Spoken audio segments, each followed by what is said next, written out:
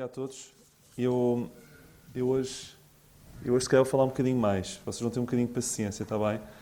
Não consigo se calhar falar o que tenho para vos dizer em 20 minutos, mas não vou vos tomar muito tempo, não tenho esse hábito. E hoje gostava-vos de falar sobre a oração de Jesus.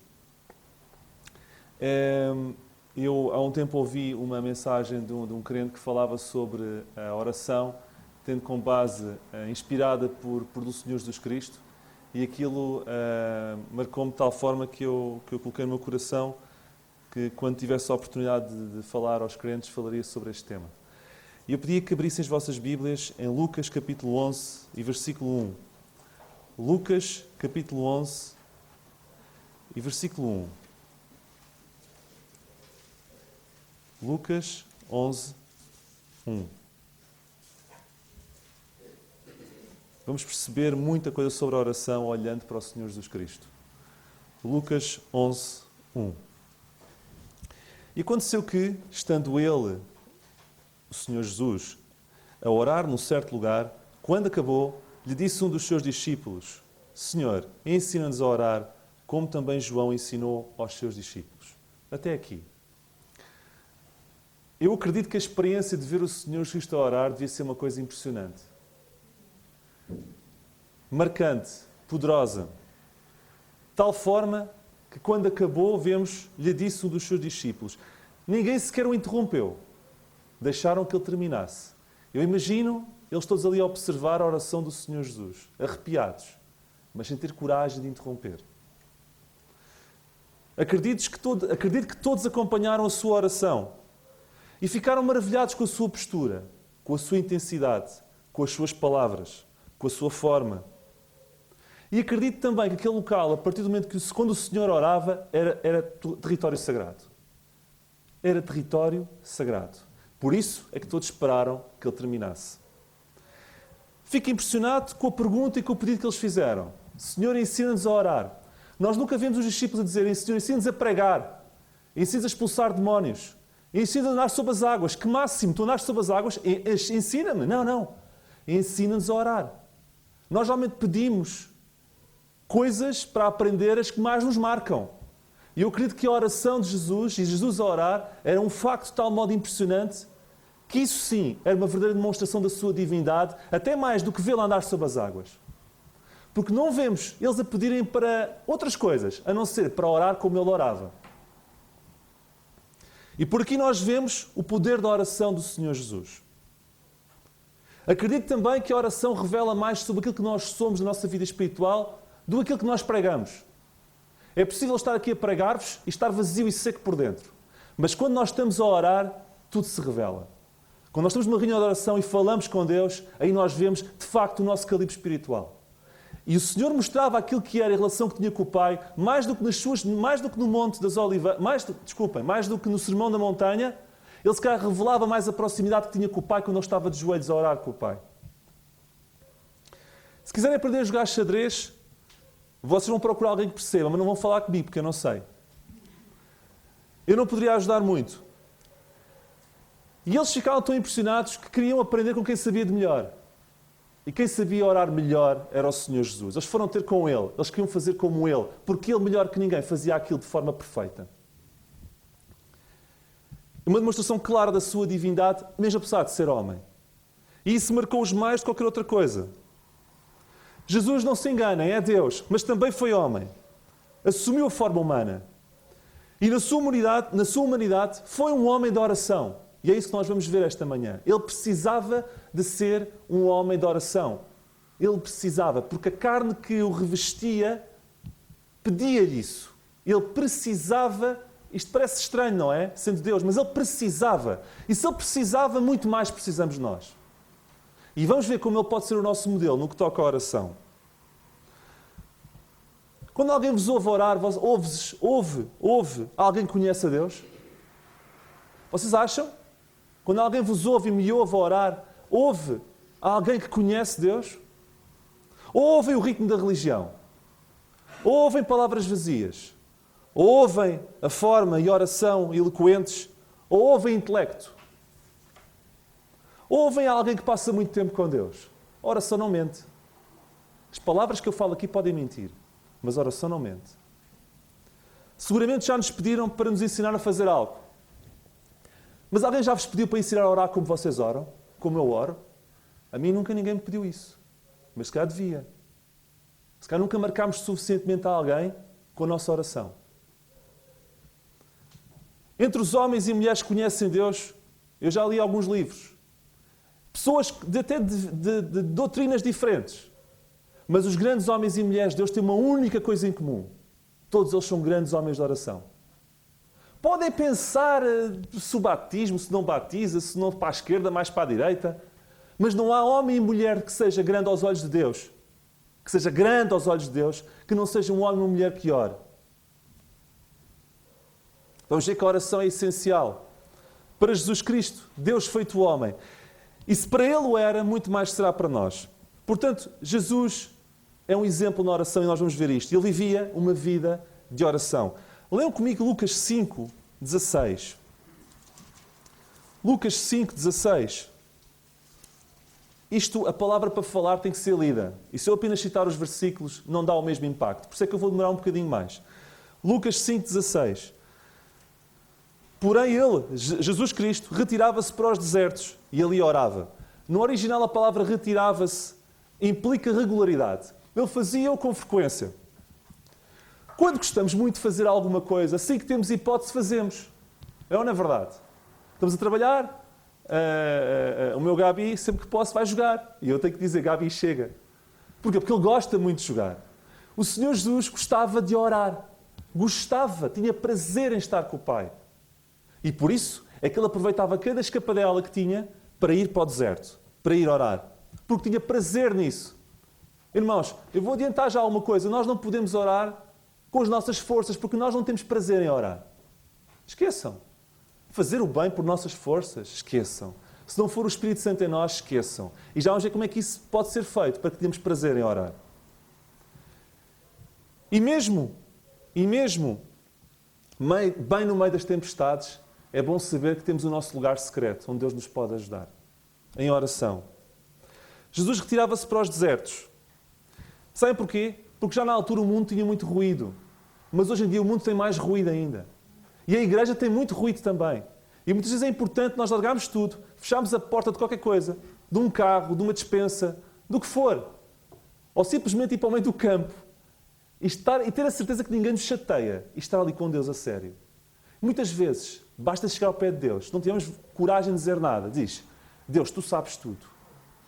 E ficamos em silêncio. Isso também é uma forma de oração.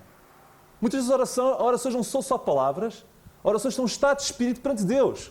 É de Deus, eu não consigo dizer nada, mas tu sabes, estou aqui. E Deus fala-vos. Isto também é orar.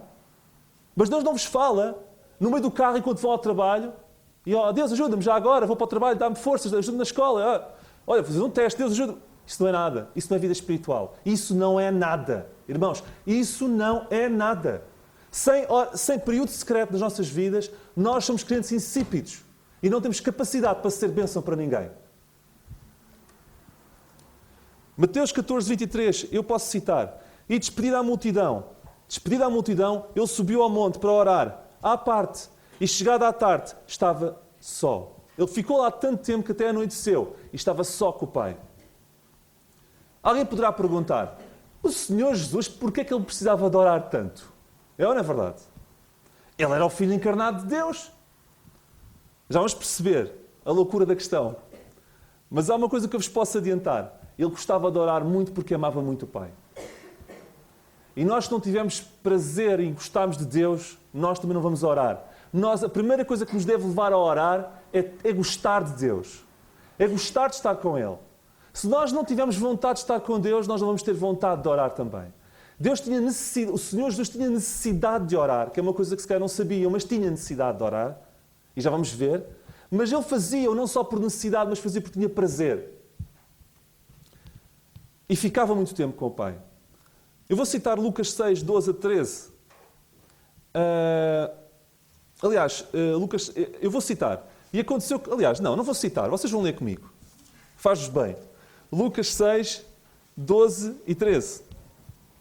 E aconteceu que naqueles dias subiu ao monte a orar, mais uma vez. E passou a noite em oração a Deus. Uau!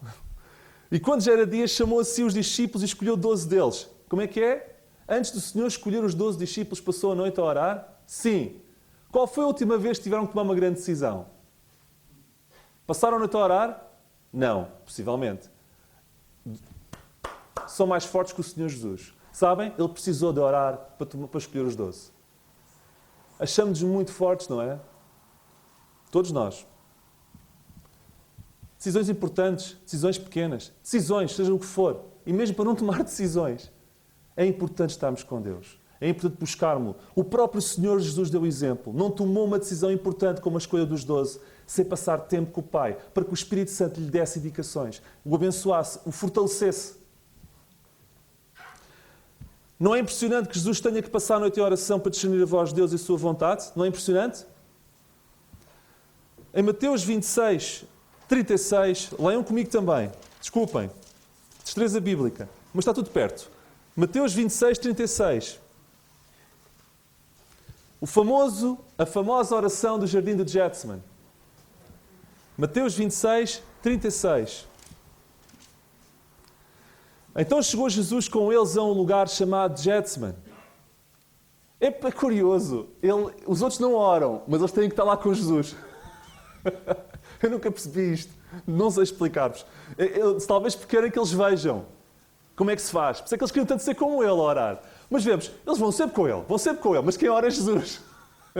Então foram ao jardim de Getsemane e disse aos seus discípulos: fiquem aqui, sentai-vos aqui, enquanto eu vou além orar. Estão a ver? Vocês vêm comigo, mas não oram. Vocês veem como é que se faz. E naquela noite, ele passou a noite em oração. E quem é que poderá esquecer a guerra que foi travada naquele jardim? Quem é que poderá esquecer a guerra que foi travada naquele jardim? De joelhos. Quando Jesus levantou os joelhos, a guerra estava ganha. Quando Jesus levantou os joelhos, ele tinha forças para ir à cruz. Quando Jesus levantou os joelhos, a nossa salvação estava garantida. Desculpem antecipar isto, mas é como se fosse. Eu quero isto. Lá está. Ele tinha uma vontade que vinha da carne. Todavia, não se faça a minha vontade, mas a tua. E quando ele terminou aquela oração, ele estava preparado para enfrentar a cruz, para enfrentar o mundo, para enfrentar o escárnio, para enfrentar os pregos, para enfrentar as bufetadas, para enfrentar tudo por amor de nós. Mas o que é que o preparou? A oração. E ele não saiu de lá até estar preparado. Ele não saiu de lá. E muitas vezes nós temos Golias e filisteus na nossa vida que nos atormentam e nos atormentam dia após dia porque nós não dobramos os joelhos e que nós não insistimos até que eles se vão embora. Não é verdade? Dobremos os joelhos e oremos com persistência até que obtemos a vitória. Nem sempre a vitória é aquilo que nós queremos, mas será aquilo que Deus quer e que Deus quer aquilo que é melhor para nós. Jesus não só era um homem de oração, não só vivia uma vida de oração, como vemos, mas ele ensinou a orar. Lucas 18:1. Lucas 18:1. O que eu vos estou a dizer deveria ser mais esmiuçado. E eu sei perfeitamente que quando eu falo muito em pouco tempo, eu corro o risco de não ser tão profundo. Mas que Deus vos ajude a perceber o que eu vos estou a dizer, porque eu não quero deixar de dizer o que eu vos quero dizer. Lucas 18:1. Contou-lhes também uma parábola sobre o dever de orar sempre e nunca desfalecer. Irmãos, se eu pudesse resumir no versículo, o que o Senhor tem para dizer sobre a oração, era este versículo. Devemos orar sempre e nunca desistir. Devemos orar sempre e nunca desistir. Este é o sumário do que Deus quer que nós façamos com a oração. Há crentes que pensam, eu não tenho um tempo a só com Deus, eu cultivo durante o dia a comunhão com Deus. Quer dizer que nunca conhecerão Deus. A sério, sem ter o hábito de estar a sós com Ele todos os dias. E nesse espaço orarem com Ele. Iniciar pedidos de oração são fáceis. Iniciar os pedidos de oração é fácil. O problema é pôr lá a mão do botão e continuar com eles pressionados durante 1 dia, 2 dias, 1 mês, 2 meses, 1 ano, 2 anos, 3 anos, 4 anos. E isto é não desfalecer na oração. E por isso é que o Senhor diz, não se preocupem só em orar sempre, preocupem-se em fazer isso sempre. É difícil. Eu não consigo, vocês não conseguem, mas o Espírito Santo em nós consegue. Como é que conseguimos? Buscando hora secreta. Não é orações a caminho de casa, orações a caminho do trabalho. Eu não estou a zangar com vocês, hein? Não levem mal. Não estou zangado. Iniciar os pedidos de oração nunca são um problema. O problema é lutar por eles. Nunca desfalecer. Eu não vou desistir de pedir. Nós lemos em primeira... Não vamos ler. Tessalonicenses 5:17, para não estar só a falar nos Evangelhos. Orai sem cessar. Orai sem cessar. Um dos versículos mais tristes da Bíblia, para mim, é o versículo 8 deste capítulo 18. Até lá, até entre o versículo 1 e o versículo 8, nós vemos a parábola que fala-nos da obrigação de orar sempre e nunca desfalecer. E quando chegamos ao versículo 8, Jesus diz: quando, porém, vier o Filho do Homem, porventura achará a fé na terra. Eu nunca tinha visto isto nesta perspectiva, mas vi há pouco tempo. Este porventura achará a fé na terra está relacionado com a falta de oração, irmãos. A fé de alguém mede-se pela sua capacidade de oração. E o que o Senhor está a dizer, no contexto da parábola de oração, é que eu, quando o Filho do Homem vier, eu vou olhar e vou procurar e não vou ver pessoas que orem. E isso vai ser um reflexo da sua fé. Isso vai ser um reflexo da sua fé. Os homens não oram, as pessoas não oram, a igreja não ora. E por isso é que as fés estão murchas.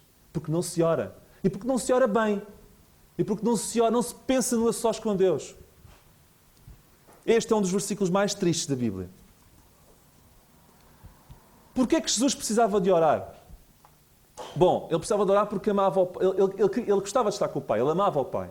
Mas mais do que isso, ele precisava de orar. Em Atos 2:22, nós lemos assim: varões israelitas, escutai estas palavras. A Jesus Nazareno, varão aprovado por Deus. Noutras traduções, este varão significa homem. E agora quero-vos falar da perspectiva humana de Jesus Cristo. Homem aprovado por Deus. Era um homem também. Ele era Deus, mas também era homem. E como homem que era, mesmo sendo Deus, tinha lutas e tentações que a carne lhe conferia por ser homem. E sentia as dificuldades que eu e vocês sentem, as tentações que eu e vocês sentem. E por isso precisava de orar. Na relação de Jesus ao mundo, ele nunca deixou de ser quem era, Deus. Mas também se tornou em algo que nunca foi, homem. Ele nunca deixou de ser quem era, Deus. Mas tornou-se algo novo, homem. E por se tornar simultaneamente também homem, ele passou a ter as necessidades que um homem também tem, entre as quais orar. Para enfrentar as lutas que, como homem, ele também as teve. Entendem? Jesus andou nesta terra como Deus e como homem simultaneamente. E tudo o que ensinou, os milagres que fez, fê-lo como homem, submetido à vontade do Pai e cheio do Espírito Santo. E dependente do poder do Espírito Santo. E isto torna Jesus o nosso modelo. Isto torna Jesus o nosso modelo. João 4:34. Leiam comigo. João 4:34. Diz assim, a palavra de Deus: a minha comida é fazer a vontade daquele que me enviou, é realizar a sua obra. Eu infelizmente não posso dizer isso. Eu não posso dizer que a minha comida e a minha vontade é totalmente fazer a vontade de Deus. Honestamente não posso dizer isso. Gostava que fosse. Era tão bom fazer só o que Deus quer. Espero que Deus me ajude a fazer cada vez mais. Mas eu não posso ser o que Jesus disse. Mas Jesus disse isso. E no Getsemane, nós vemos Jesus a orar para ter forças dadas pelo Espírito Santo para cumprir a vontade do Pai, para cumprir este objetivo de fazer sempre a vontade do Pai. Por isso, aquilo que oramos, como oramos, a forma que oramos, revela mais do nosso verdadeiro poder espiritual, daquilo que nós temos cá dentro, do que aquilo que eu vos possa pregar. Sim, nós não somos como Jesus. Pode algum dizer, mas eu não sou como Jesus. Estás a pôr a fasquia muito alta. Nós não somos como Jesus, mas devemos pedir para ser como Ele. Isso vai ter muitas vezes dor, vai ter dor, mas vamos dar fruto. João 5:19 é dos versículos mais importantes que vocês podem ler. Está ao lado. João 5:19. Diz assim: mas Jesus respondeu e disse-lhes: na verdade, ouça o que ele vai dizer. na verdade vos digo. O quê? Que o filho por si mesmo não pode fazer coisa alguma. O filho por si mesmo não pode fazer coisa alguma. Jesus tinha e cultivava dependência de Deus Pai. Nós muitas vezes passamos dias, podemos passar dias sem abrir uma Bíblia, sem falar com Deus. Se o Senhor Jesus Cristo cultivava dependência por Deus Pai para fazer tudo, nós somos muito super-heróis. Quando olhamos para a Bíblia, olhamos para ela e dizer, logo à tarde eu trato de ti. Amanhã eu falo contigo. Ou depois eu estou contigo, Deus. Somos muito fortes, não somos? Somos muito fortes por acharmos que podemos fazer tudo sem Ele. Olha, houve um chinês uma vez. Isto aconteceu, hein? Chegou aos Estados Unidos e alguém foi-lhe mostrar as igrejas, os campos missionários, os acampamentos dos americanos. Tudo assim à grande. Aquilo é tudo XXL, não é? Até isso. Não é só os copos das bebidas, não é só os hambúrgueres. É também as estruturas físicas de muito da obra de Deus. E o chinês, inteligente, disse assim ao crente que estava a servir de Cicerone, todo inchado, o chinês para ele, eu estou incrivelmente surpreendido, e o outro estava à espera de o que ele ia dizer a seguir. Do que é que vocês conseguem fazer sem Deus?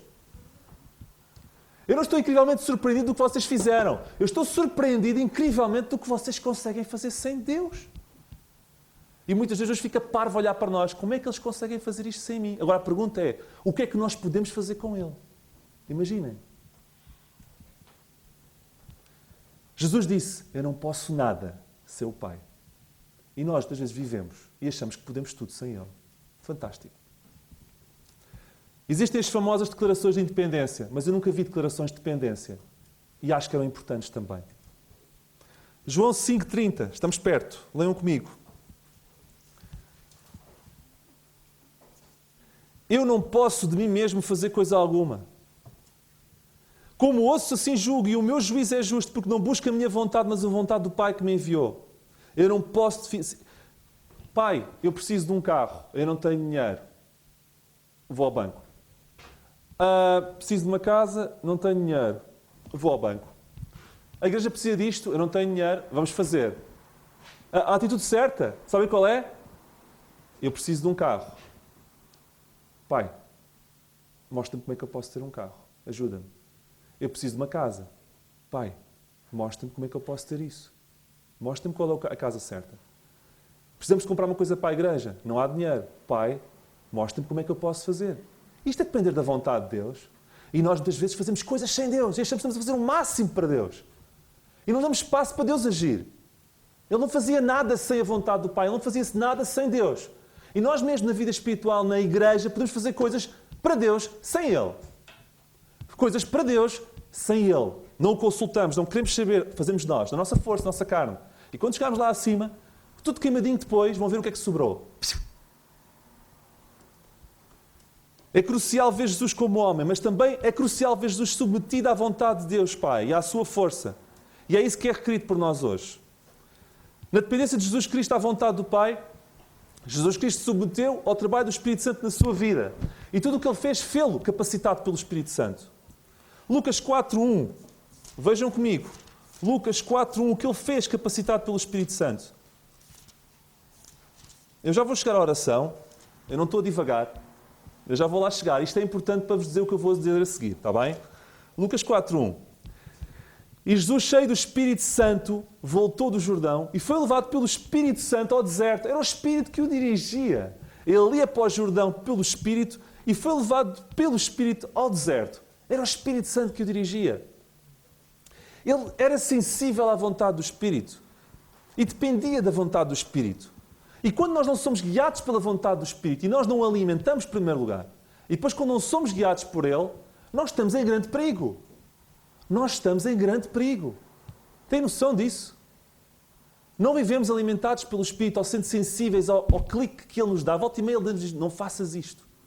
E nós ignorarmos isso, nós estamos a pôr em grande perigo. O Senhor era guiado por Ele. O Espírito dizia, vamos para ali, Ele ia. Vamos para acolá, Ele ia. Ele enchia o Senhor Jesus Cristo. Nós lemos que quando uma vez tocaram-lhe e Ele diz, a virtude do Espírito saiu de mim. É como se fossem as reservas, Ele tinha uma reserva e que depois baixava. Mas era o Espírito que era a sua reserva, o Espírito Santo. E nós hoje também. Pela virtude do Espírito voltou Jesus para a Galileia. Não leiam. Lucas 1,14. Lucas 4,18. Eu cito: o Espírito do Senhor é sobre mim, pois me ungiu para fazer coisas e enviou a curar. Também. O Espírito Santo, o Espírito Santo, o Espírito Santo, o Espírito Santo. Sempre Ele. Sempre Ele. O ministério de Jesus dependia do Espírito Santo e Ele era sensível ao mesmo. Por vezes olhamos para nós mesmos e vemos que precisamos de corrigir coisas e vemos que não temos forças. Nunca vamos ter forças. Sabem? Nunca. Se não for o Espírito Santo, nunca vamos ter forças. Como é que a gente consegue combater a carne? Como é que a gente consegue combater tudo? Não temos forças. Agora, se nós não alimentarmos o Espírito Santo, vamos entrar numa espiral negativa, mas temos que ter forças. As forças vêm do Espírito Santo. E como é que nós conseguimos isso? Buscando Deus, nos tais momentos a sós com Ele.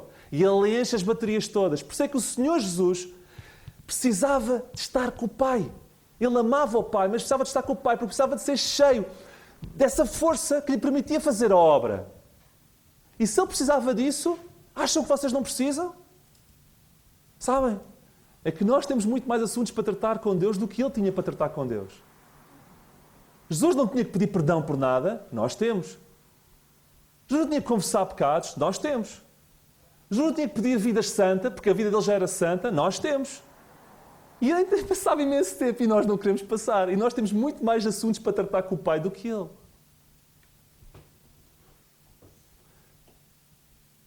Spurgeon disse isto um dia.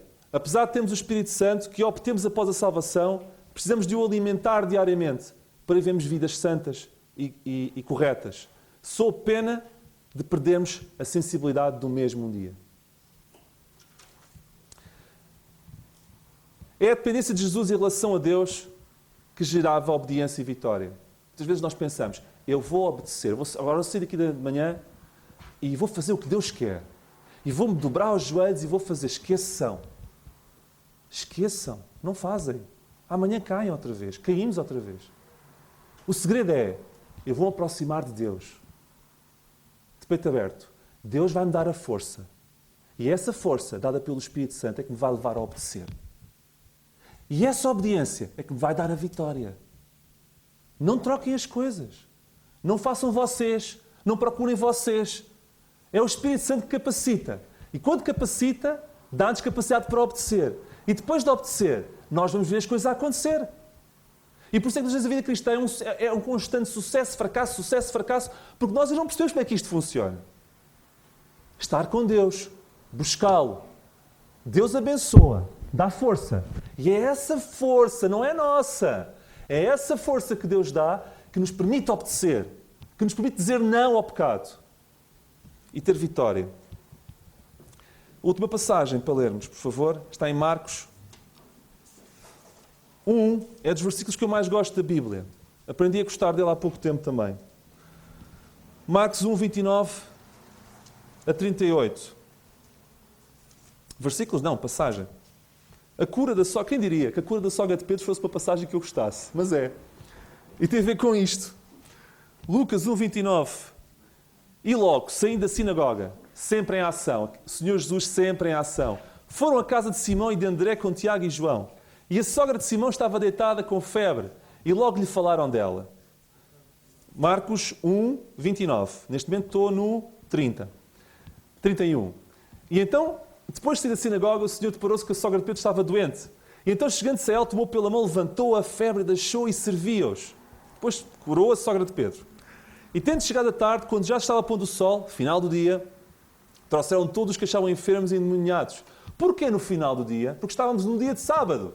E o Senhor só podia agir quando o dia de sábado terminasse. Por isso é que foi esperado que o dia acabasse para fazer milagres. Ok? Então, Jesus não para. Estão a ver este dia. Há dias estressados. Sinagoga, curar a sogra de Pedro, depois receber toda aquela gente, endemoniados, enfermos. Trouxeram-lhe, não foram alguns, todos.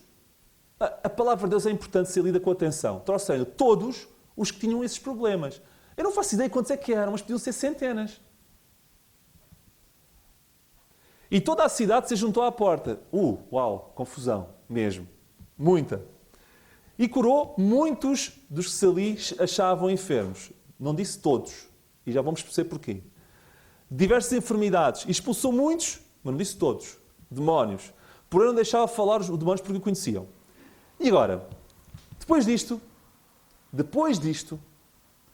ter feito um serão, a curar a gente nunca mais acabava, a expulsar demónios, 30 por uma linha, ter curado a sogra de Pedro, ter estado na sinagoga de manhã, se fôssemos nós, ei, calma, almofadinha, caminha, cobertor, chazinho, papinha, Deus não me vai censurar, certo?